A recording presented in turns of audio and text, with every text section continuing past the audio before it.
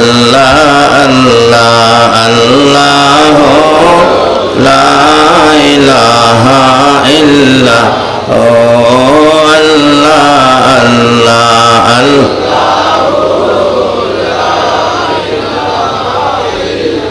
High নবীজি দেও গো দেখা, তোমায় দেখে প্রাণ জোড়ায়, তোমার দেখা পেলে নবী গো বই কি মোদের শেষ বেলায়।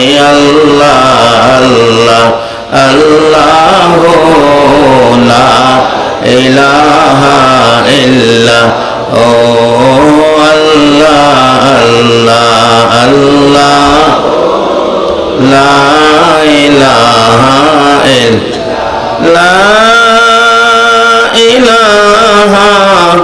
ইল্লাল্লাহ মুহাম্মাদুর রাসূল সাল্লাল্লাহু আলাইহি ওয়াসাল্লাম। সম্মানিত আজকের এই আশকার দিঘির পূর্বপ্রার খাজা গরিব নওয়াজ উরুস শরীফ উদযাপন কমিটির সদস্যবৃন্দের পক্ষ থেকে আয়োজিত আজকের এই বিশাল খাজা গরিব নওয়াজ রহমতুল্লাহ আলাইহির বার্ষিক উরুস উপলক্ষে নুরানি ইমানি মাহফিলের মাননীয় সভাপতি সাহেব, উপস্থিত আজকের মাহফিলের সম্মানিত আলোচক বৃন্দ, উপস্থিত আছেন অত্র এলাকার গণ্যমান্য ব্যক্তিবর্গ, বাবার বয়সের মুরব্বিয়ান এজাম, দিনদার ইমানদার যুবক ভাইয়েরা, পর্দার আড়ালের মা ও বোনেরা, সকলের প্রতি আমার সালাম। আসসালামু আলাইকুম ওয়া রাহমাতুল্লাহ।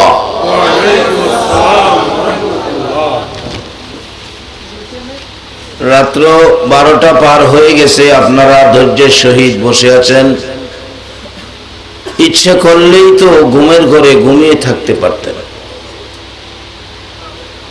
কিন্তু না ঘুমিয়ে কোরআন হাদিসের আলোচনা শোনার একটা মাহফিলে আখিরি নবীর উম্মতের পরিচয় দিয়ে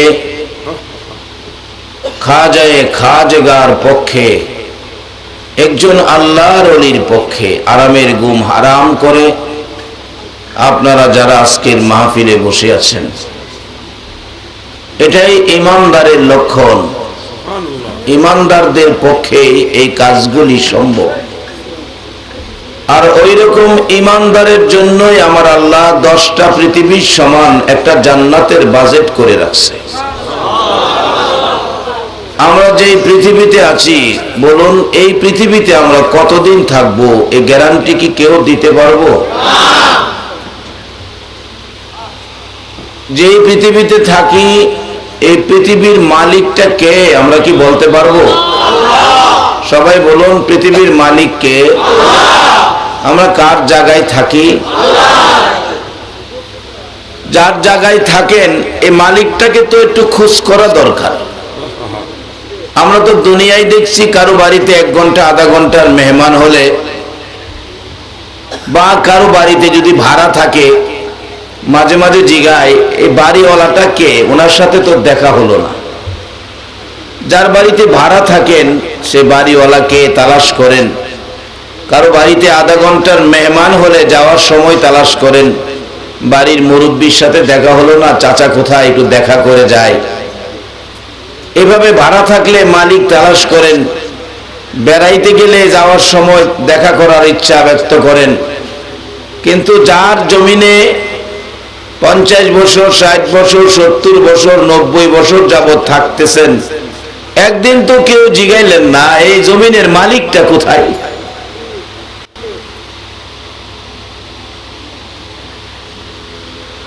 এই মালিক বলছে, যেদিন তোমার কেউ ছিল না সেদিন ছিলাম আমি, যেদিন তোমার কেউ থাকবে না সেদিন থাকবো আমি। বলুন তো সেই মালিকটা কে?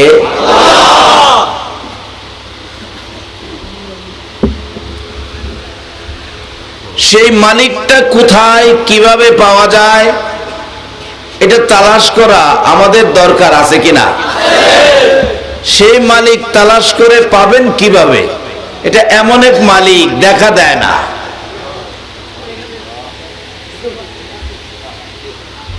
দেখা দেয় না।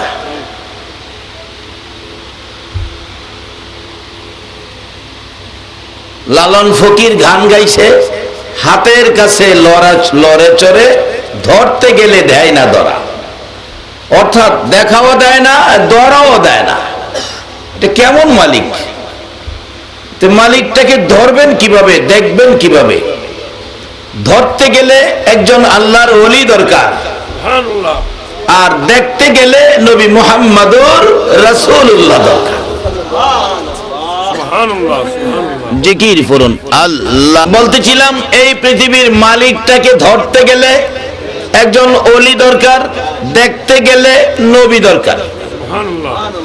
নবীও অন্য কোন নবীর ক্ষমতা নাই। আল্লাহ দেখার জন্য একমাত্র নবী মুহাম্মদুর রাসূল। তার বাস্তব মুসা আলাইহিস সালাতু সালামের জীবনী, উনি সব সময় ডাকতেন রব্বি আরিনি, আল্লাহ আমি তোমাকে দেখব, রব্বি আরিনি, আল্লাহ আমি তোমাকে দেখব। আল্লাহ পাক জবাব দিতেন কি বলে? লান তারানি, লান তারানি, কখনো সম্ভব নয়, এই চোখে আমাকে দেখতে পারবে না। মুসা নবীর আকাঙ্ক্ষা আল্লাহকে দেখবে, আর আল্লাহ বলেন সম্ভব নয়। অবশেষে আল্লাহ কয়, তোর এত যখন আকাঙ্ক্ষা, আমি তোকে দেখার ব্যবস্থা করব, তোর চোখে নয়। যেদিন আমার নবী মেরাজের সফরে যায়, এ রজব চাঁদে, যেদিন মেরাজের সফরে যায়, 6 নাম্বার আকাশে আমার নবীর সাথে দেখা। মুসা আলাইহিস সালাম বললেন, ইয়া রাসূলুল্লাহ, বন্ধুর বাড়ির থেকে বেড়াই আসলেন, উম্মতের জন্য কি আনলেন? নামাজ আনছি 50 ওয়াক্ত। হুজুর, আপনার উম্মতে 50 ওয়াক্ত নামাজ পড়তে পারবে না। আচ্ছা, আমরা যে 50 ওয়াক্ত নামাজ পড়তে পারবো না, মুসা নবী বেশি জানে নাকি আল্লাহ বেশি জানে? মুসা নবী বেশি জানে না আমাদের নবী বেশি জানে? কিন্তু মুসা নবী কয় কি লেগা? আল্লাহ কয়, বন্ধু, মুসা নবীরে কওয়ানোর কারণ হলো, মুসা নবীর ইচ্ছে ছিল আমারে দেখতো, নিজের চোখে ক্ষমতা নাই, আপনার মাধ্যমে সিস্টেম করতেছি। বললেন 50 ওয়াক্ত তো পারবে না, আপনি কমায়া নিয়ে আসেন। নবীজি যাইতেছে কমায় আনতে, আমার নবীর মাধ্যমে তাকায় রয়েছে মুসা নবী। নবীজিকে আয়না বানায়া তাকায় রয়েছে, যাইয়া দেখে আল্লাহর সামনে বসছে। মুসা নবী মন ভরে আমার আল্লাহকে দেখছে, নবীর মাধ্যমে, নিজের ক্ষমতায় নয়। তাহলে আল্লাহ দেখার মূল রাস্তা হলো নবী মুহাম্মদুর রাসূল। এই পৃথিবীর মালিকটা দেখতে গেলে আগে চিনতে হবে নবীজিকে।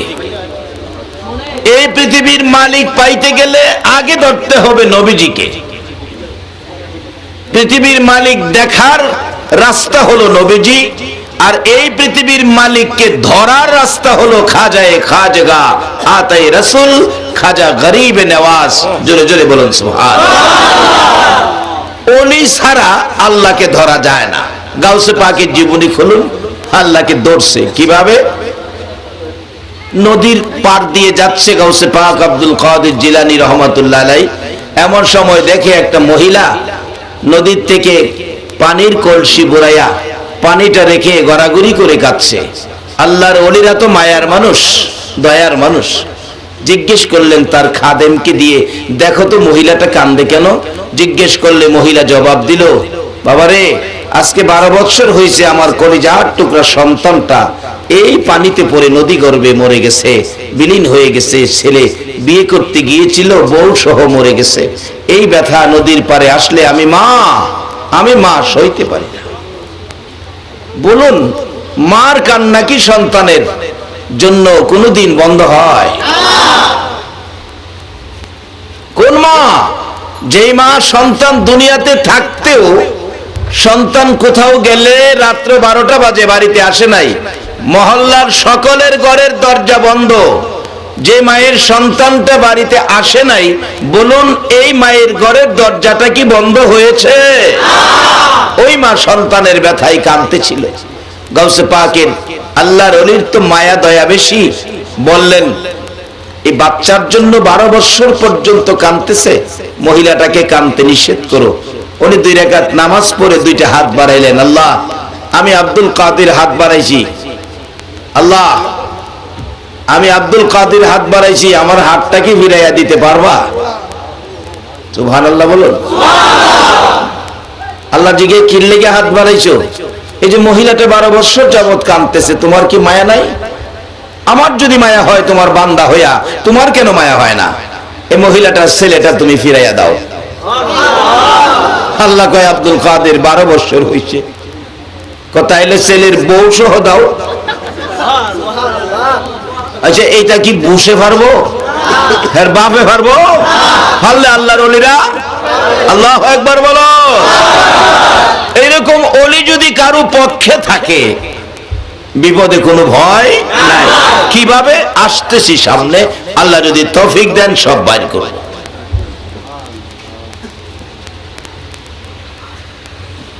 কারণ আল্লাহ পাওয়ার জন্য 2টা জিনিস আমাদের কাছে আছে, একটা হলো রিসালাত আর একটা হলো বেলায়াত।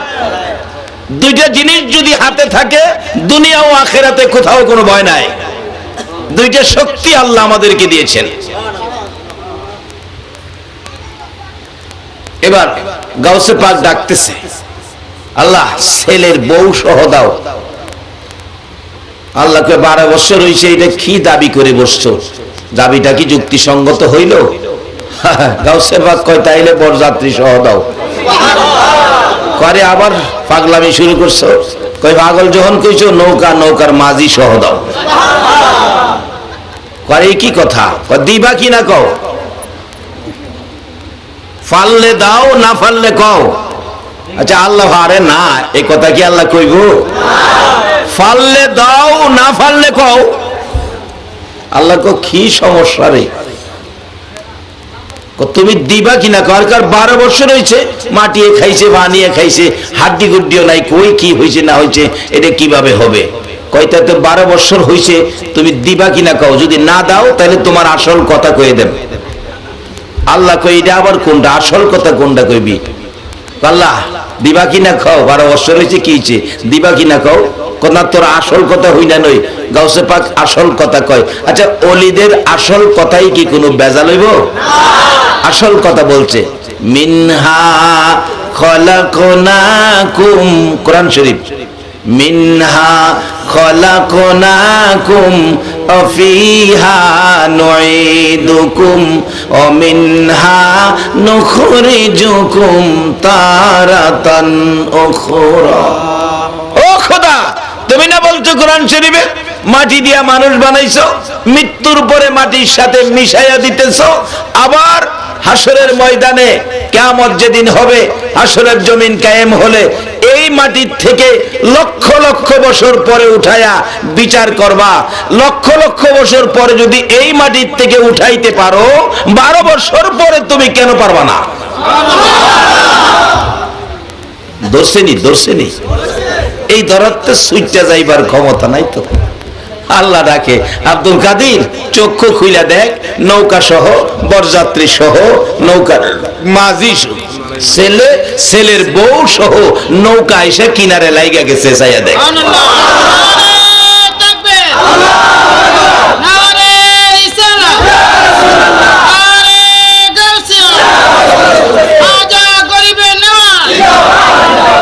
এটা ওলিদের কারামত। এটা কি ওলিদের? আরো বাস্তবে আসুন, আজকে খাজাগার স্মরণে বসেছেন যারা, খাজা বাবার পক্ষে বসেছেন, এই পক্ষটা সাধারণ পক্ষ নয়। এই পক্ষটা দুনিয়ার কোন মানুষের পক্ষ নয়। এটা একেবারে খাস আল্লাহর বন্ধু, খাস নবীর বন্ধুর পক্ষ। ভারতের জমিনে খাজা বাবা ইচ্ছা করে আসে নাই, তার জীবনী খুলুন। খাজাগা যখন সোনার মদিনায় গিয়েছে, এশারের নামাজ পড়ে খাজা বাবা রওজা পাকের পাশে, নবীজি রওজার খাদেমকে বলছে মঈনুদ্দিনকে থাকতে বলো, মঈনুদ্দিনকে। তখন রওজা পাকের খাদেম ঘোষণা দিলেন, মঈনুদ্দিনকে, রাসূল মঈনুদ্দিনকে থাকতে বলেছে। বলুন, আমার নবী রওজা পাকে জিন্দা না মরা? আওয়াজটা যেন দুর্বল হইল। হায়াতুন নবী, জিন্দা নবী রওজা পাকে শুয়ে আছেন। বলছে মঈনুদ্দিনকে থাকতে বলো। খাদেম ঘোষণা দিলেন, মঈনুদ্দিনকে রাসূল থাকতে বলেছে। কিন্তু মঈনুদ্দিন তো একজন না, লক্ষ লক্ষ মানুষের মধ্যে কয়েকশো মঈনুদ্দিন। এখন তো বীর জমাইছে মঈনুদ্দিন, রাসূল থাকতে কইছে, কত বড় কথা। দেখে যে কয়েকশো। খাদেম বলেন, ইয়া রাসূলুল্লাহ, কোন মঈনুদ্দিন? মঈনুদ্দিন তো কয়েকশো আসছে। রাসূল বলেন, মঈনুদ্দিন চিশতিকে থাকতে বলেন। মঈনুদ্দিন চিশতি রহমাতুল্লাহ আলাইহি এবার বসে আছেন নবীজির পাশে। দরজা বন্ধ করে খাদেম চলে গেলেন, কেউ নাই, শুধুমাত্র নবীজি রওজার পাশে মঈনুদ্দিন চিশতি বসা। এমনি সময় খাজা মঈনুদ্দিন বলেন, আমি দেখি একটা উদিত সূর্যের মতো রওজা পাকের উপরে উঠে কে যেন বসে গেলেন। আমি বেহুশ হয়ে গেলাম। এই দেখে আমি বেহুশ হয়ে গেলাম। কিন্তু আমার মাথায় হাত বুলাইয়া বলছে, মঈনুদ্দিন, বেহুশ হলে হবে না, আমি রাসূল তোমাকে হিন্দুস্তানের জমিনে পাঠাইতে চাই। রাসূলের নির্দেশে হিন্দুস্তানে এসেছে, বিদায় তাকে বলা হয় আতায়ে রাসূল সুলতানুল হিন্দ। হুজুর, আমি কিভাবে যাব? আমি তো হিন্দুস্তান চিনি না। রাসূল বলেন, এইভাবে যাও। ম্যাপ দিলেন, রাস্তা দিলেন, তুমি এইভাবে যাইতে থাকো। আমার নবীর নির্দেশে, নবীর দেখানো ম্যাপ, নবীর দেখানো রাস্তায় খাজায়ে খাজগা ভারতের জমিনে এসেছে। কিন্তু ভারতের জমিনে এসে খাজা বাবা 90 লক্ষ হিন্দুকে কালিমা পড়ায়া মুসলমান করেছেন। একদিনও কারো মাথায় বাড়ি দেয় নাই, শুধুমাত্র কেরামতি দেখায়া। কেরামতি কি দেখায়া বলো? কেরামতি। কি পরিমাণ কেরামতি ছিল! খাজা বাবা যখন ভারতের জমিনে আস্তানা গাড়লেন, পিতৃরাই তার লোকদেরকে পাঠাইলেন, মুসলমান ফকির খাজা মঈনুদ্দিন নাকি আস্তানা গাড়ছে, যায়া বলো আমার এখান থেকে যেন চলে যায়। এখানে আমার গরু, গাধা, উট, বেড়া, বকরি থাকবো, তো এখান থেকে যেন চলে যায়। যায়া ধাক্কা দিলেন, আপনি এখান থেকে সরে যান। পিতৃরাই বলছে জায়গা ছেড়ে দেওয়ার জন্য। খাজা বাবা বলে, জায়গা তো পিতৃরায়ের নয়, জায়গার মালিক তো হলেন আমার আল্লাহ। আল্লাহর জায়গায় আমি আল্লাহর বন্ধু থাকবো, আমাকে ধাক্কা দিলে হবে না। অবশেষে লোকজন আইসা যখন জোরাজুরি করতে চায়, খাজা বাবা বললেন, বাবা আপনারা একটু বসেন। বসেন। যখন পিতৃরায়ের পক্ষের লোকদেরকে বসাইলেন মাটিতে, বসার পর মাটির থেকে আর উঠতে পারে না, ফাঁসা লাইগা গেছে মাটির সাথে। এখন খালি টানাটানি করে, উঠতে তো আর পারে না। খবর গেল খাজা মঈনুদ্দিনের পক্ষ থেকে, এই ঘটনার খবর পৌঁছে দিলেন পিতৃরায়ের কাছে। যায়া কও তারা যেন মঈনুদ্দিনের কাছে ক্ষমা চাই। পিতৃরাই বলে দিল, ক্ষমা চাইছে হুজুর, আমরা ক্ষমা করে দেন। তাইলে এবার উঠেন। ওইটা দাঁড়ায় গেছে। একটা আরেকটারে কয়, জেলা বসাইলে অনুমতি ছাড়া উড়া যায় না, এলার পক্ষ ছাড়াটা ঠিক হবে না। সকলে মিলে মঈনুদ্দিনের হাত ধরে কালিমা পড়ে মুসলমান হয়ে গেছে।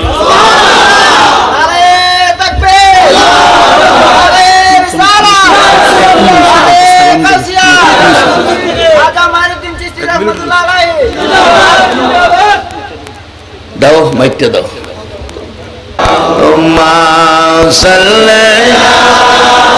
সাইয়্যিদিনা মাওলানা মুহাম্মদ ওয়া আলা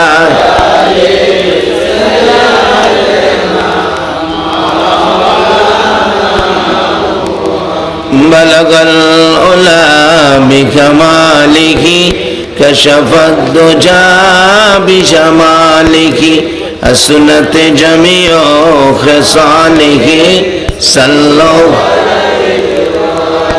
বালাগাল উলা বিকামালিহি কাশাফাদ দুজা বিজামালিহি আসনাত জামিউ খিসালিহি সাল্লাল্লাহু বাবারা ভাইয়েরা, যার পক্ষে আজকের আয়োজন, যার স্মরণে আজকের আয়োজন আপনারা বসে আছেন, ওই রকম একজন অলির পক্ষে থাকলে কি হতে পারে সেটা বলে আমি আলোচনায় যাচ্ছি। খাজেগা ভারতের জমিনে এসে লাঠি হাতে নেয় নাই, তরবারিও হাতে নেয় নাই, বোমাও মারে নাই, কাউরে ধাক্কাও দেয় নাই, শুধু কেরামত দেখিয়েছে। মাটিতে বসলে ভাষা মাটির সাথে লাগাইয়া দেয়, হুকুম না দিলে উঠা সম্ভব হয় না। আবার পাঠাইছে বন্দুক দিয়ে, পাহাড়ের উপর থেকে খাজা মঈনুদ্দিনকে উড়িয়ে দাও বন্দুক দিয়ে, বাঁশের বন্দুক দিয়ে গুলি করো। বন্দুক নিয়ে সৈন্যরা আসলেন, কমান্ডার কমন করবেন, গুলি করো। তার আগেই সকল সৈন্যরা কয়, বস আমরা তো চোখে দেখি না। সকলের চোখ কি হয়েছে? অন্ধ। আল্লাহু আকবার বলো। এটা ওলির কেরামত। এটা কি ওলির? এগুলি মানতে হবে। রাসূল বলেছে কেরামাতুল আউলিয়ায়ে হক, ওলিদের কেরামত সত্য। যদি কেউ অবিশ্বাস করেন, রাসূলকে অবিশ্বাস করা হবে। রাসূলের কোন কথা যদি কেউ অবিশ্বাস করে, বলুন ঈমান থাকবে?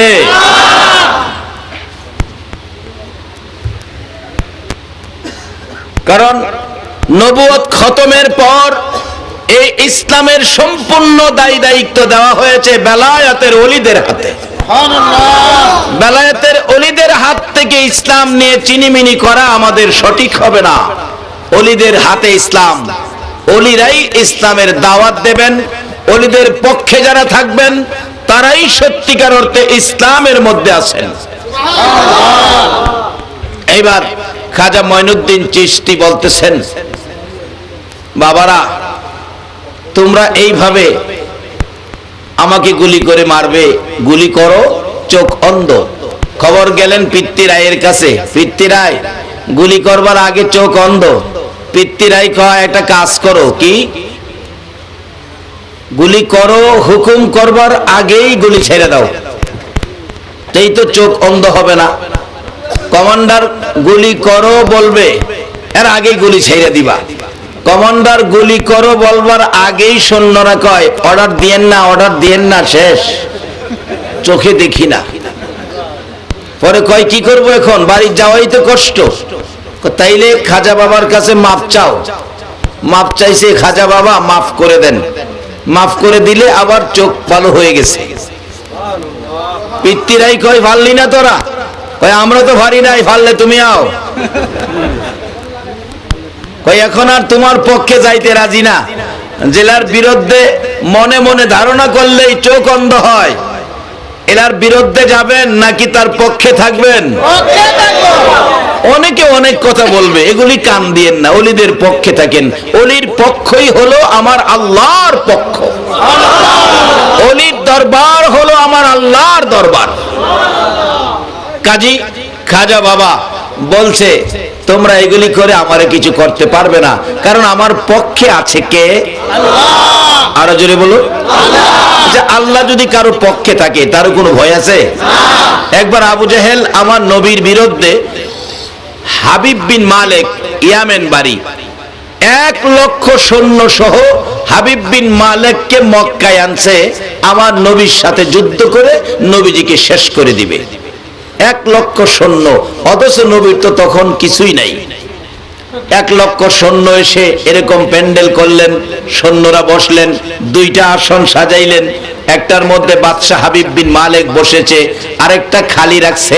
আবু জাহেল এটা বসে নাই, যুদ্ধ বিজয়ী হলে আনুষ্ঠানিকভাবে ফুলের তোড়া নিয়ে বসবে। আল্লাহ কয় আবু জাহেল ফুলের তোড়ার উপযুক্ত তুই না, এই আসনে বসার ফুটকি তোর হইছে না। ঘুমায় রয়েছেন আপনারা? নবীজির কাছে খবর পাঠাইছে, ভাতিজা বেড়া হইলে আসো, 1 লক্ষ সৈন্য আমি আবু জাহেলের পক্ষে, যুদ্ধ করতে হবে, না হয় আমার নেতৃত্ব মেনে নাও। আমার নবী কয় তোর নেতৃত্ব মাইনা নিতাম, নবীর সাথে সৈন্য না থাকলেও একজন মালিক তো নবীর পক্ষে আছে। বলুন তো এই মালিকটাকে? আল্লাহু আকবার বলো। যার পক্ষে থাকে আল্লাহ, তাদের পক্ষে থাকলে আমরার লাভ হবে না লস হবে?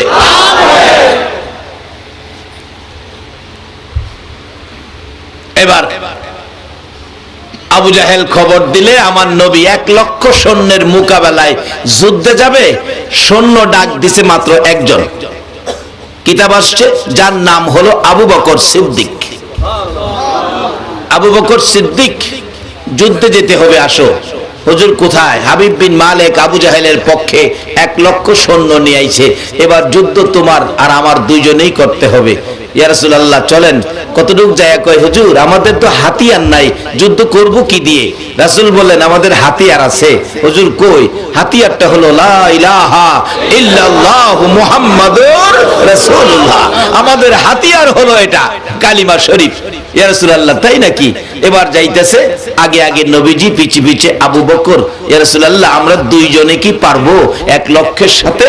আমার নবী বলেন ও আবু বকর ঘাবড়াইও না, ভয় পাইও না, আমরা দুইজন না, আমরা 3 জন। একদিকে হলো লা ইলাহা ইল্লাল্লাহ, আরেকদিকে হলো মুহাম্মাদুর রাসূলুল্লাহ, আর মাঝখানে হলো তুমি আবু বকর। আবু বকর সিদ্দিক বলেন ইয়া রাসূলুল্লাহ একদিকে থাকবে নবী, আরেকদিকে থাকবে আমার আল্লাহ, আমি একাই কাটবো 1 লক্ষ মানুষের কেল্লা।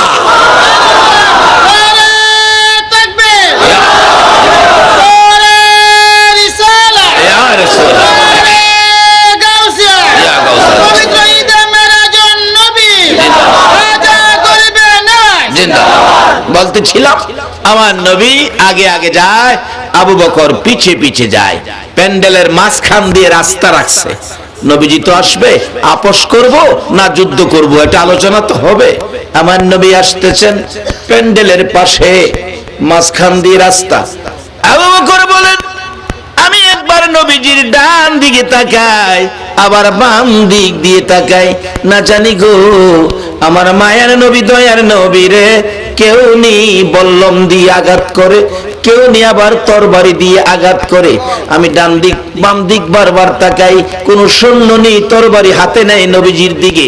এবার তাকিয়ে তাকিয়ে দেখি কাছাকাছি আসার পর সকল সৈন্যরা আমার নবী কাছে কাছে এসে ভিতরে ঢোকার পর নবীজির সুন্দর চেহারার দিকে তাকাইয়া তাকাইয়া হাতের হাতিয়ার গুলো জমিনে ছেড়ে দিছে। ওই দিকে দিয়ে বাচ্চা হাবিব বিন মালিক একটা নজর আমার আপনার নবীর সুন্দর চেহারা দেখে আসনে বসা ছিল, বসার থেকে দাঁড়িয়ে গেছে। পাশে প্রশ্ন করেন আবু জাহেল রে, কে আসতেছে রে? লোকটা পূর্ণিমার চাঁদের চাইতে সুন্দর দেখা যায়। আবু জাহেল বলেন ও দোস্ত হাবিব বিন মালিক, তার সাথেই তো তোমার যুদ্ধ করতে হবে রে, ইনি তো হলো আমার ভাতিজা মুহাম্মদ সাল্লাল্লাহু আলাইহি ওয়াসাল্লাম। এবার হাবিব বিন মালিক 2টা চোখের পানি গাল বেয়ে ছেড়ে দিলেন। রে আবু জাহেল, চাচা হইয়া ভাতিজা চিনলি না রে? কেন জানি এই লোকটার দিকে তাকাইয়া আমার মায়া মায়া লাগে।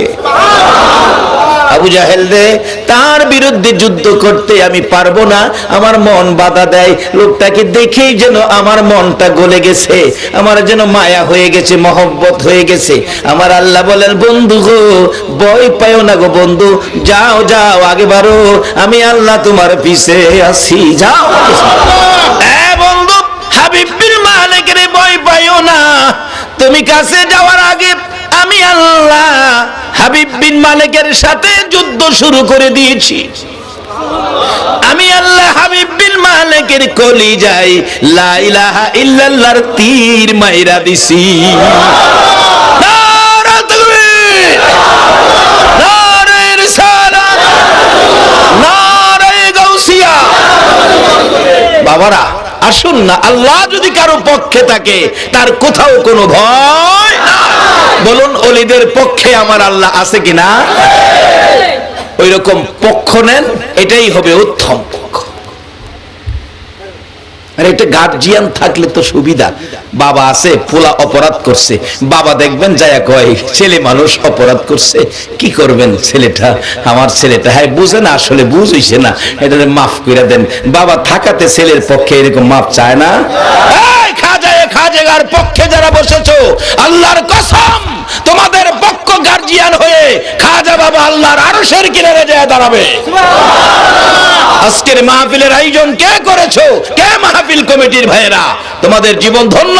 আজকে যারা এই আয়োজনে শরীক হয়েছেন, আপনাদেরকে নিয়ে খাজা বাবা আল্লাহর আরশের কিনারে দাঁড়ায় বলবেন, প্রভু গো, তারা তো ভুল করেছে, তারা তো জানে না, সরল সোজা ফেতনার যুগের মানুষ। আমি খাজা আপনার কাছে অনুরোধ করি, কি করবেন, আমি তো তাদের গার্জিয়ান, আল্লাহর রাস্তে আপনি দয়া করে তাদেরকে মাফ করে দিলে কি হয়? আল্লাহ বলবে, যাও খাজা, তোমার উসিলাই মাফ করে দিলাম। উসিলা তো করবে হাসরে, অন্য কোন নবীর কে উম্মতের উসিলা করবে না, শুধুমাত্র আখেরি নবীর উম্মতের প্রতি উসিলা। এমন হবে হাসরের দিন জিজ্ঞেস করবে, এদিকে আয়, তুমি কি আখেরি নবীর উম্মত? জি। নামাজ পড়ছিলা? না। রোজা রাখছিলা? না।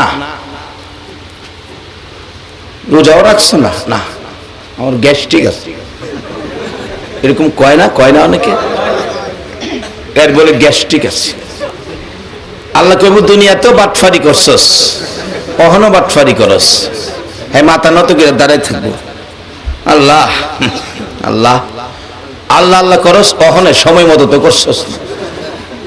হন কোনদিন আমার অলি খাজা বাবার স্মরণের মাহফিলে গেছলি? আল্লাহ গেছিলাম গেছিলাম গেছিলাম।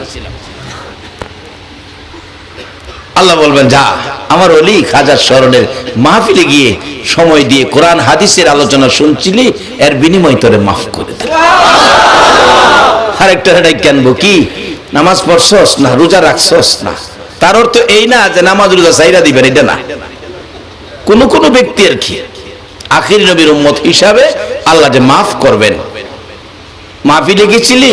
না। মাহফিলে 10টা টাকা চাইলে দিছিলি? আল্লাহ মাহফিলে যাওয়ার সময় পাইছি না, 10 টাকা চাইছি, আমি খাজার মহব্বতে 100 টাকা দিছিলাম। আল্লাহ কো, যা, এটার লেগে মাফ করে দিলাম। আরেকটারে হাসরের দিন দইরা আনবো, এদিকে আয়, এদিকে আয়, নামাজ পড়ছস, রোজা রাখছস? আল্লাহ একটাও না, আমি তেন নাই। তো জাহান্নামে যাওয়ার লাগবো যে, চোখের পানি ছেড়ে দিব, যাও জাহান্নামে যাও। জাহান্নামের দিকে দৌড় দিব, একটু যায়া আবার ফিরা চাইবো,